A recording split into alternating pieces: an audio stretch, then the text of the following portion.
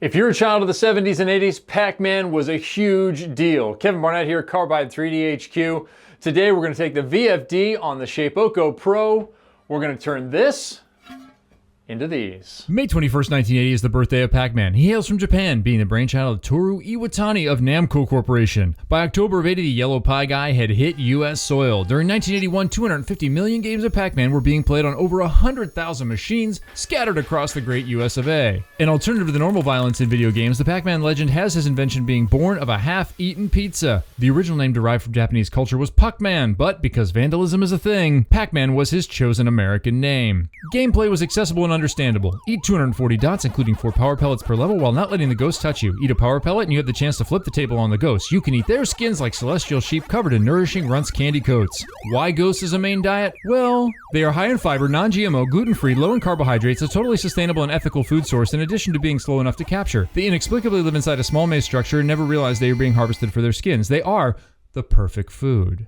Pac-Man was a phenomenon. By 1982, 30 million Americans spent $8 million a week. Yes, $8 million in quarters. Back when a game cost just a single quarter, none of this 4 credits per game crap. That's 32 million quarters a week, 1.64 trillion quarters a year. Every 7 days, machine operators had to move 100,000 pounds of quarters out of machines. The game was so popular, Des Plaines, Illinois declared video games to be immoral and banned people under 21 from playing them without the presence of a parent. This in an apparent ode to our Puritan roots. Marshfield, Massachusetts banned video games entirely. How'd that work out for you, Marsh, Mass?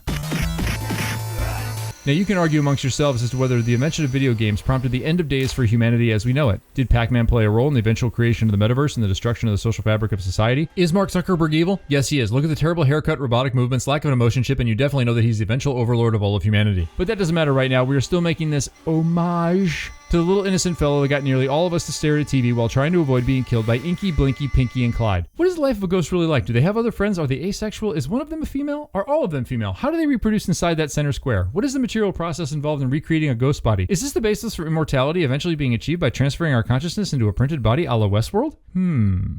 Never mind, got sidetracked again. Back to the task at hand. The Shapeoko Pro with its HDZ and VFDZ access, yes, that's a ton of letters, is hard at work cutting these aluminum plates into the design I made inside Carbide Create, the free software from Carbide 3D. It's a play on the idea of 8-bit, but adding a touch more detail to have fun with the evolution of Pac-Man himself. Within a year of launch in America, Pac-Man had spawned several spin-off games. Ms. Pac-Man is arguably the most famous iteration of the Ghost Eater himself. She was, in fact, an unauthorized game. Game company Midway, who was the licensed distributor of Pac-Man machines in America, created the missus without permission. She was so popular, Namco decided to naturalize her as part of the Pac-Man clan. Do you know the name of the ghosts in Ms. Pac-Man? Inky, Blinky, Pinky, and Sue. Yes, just like the dinosaur and my cousin. Other notable spin-offs from the original game were Pac-Man Plus, Professor Pac-Man, Junior Pac-Man, Pac-Land, Pac-Man World, and Pac-Pix. By the mid-1990s, Pac-Man was available on home computers, game consoles, and handheld devices. Merchandising, of course, was part of the Pac-Mania. T-shirts, mugs, stickers, a board game, plush dolls, belt buckles, puzzles, a card game, wind-up toys, wrapping paper, pajamas, lunchboxes, and bumper stickers all featured the yellow hockey puck hero. A hit cartoon and a top 10 song were also part of the Pac-Man zeitgeist.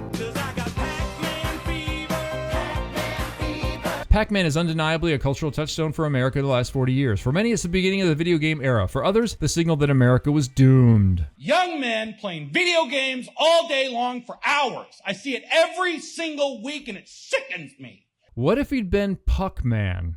Could have been a totally different ride. With that, our aluminum Pac-Man art is complete. Why make something like this? Because you can. Whether you own a Shapeoko 3, 4, Pro, or HDM, you too can make these exact works of art, or you can take these files I've created and begin your own cultural phenomenon. Wood, plastic, stencils, and more could all be made with this dude from 1980 and his ever-present food source, Inky, Blinky, Pinky, and Clyde, or Sue, if that's how you do.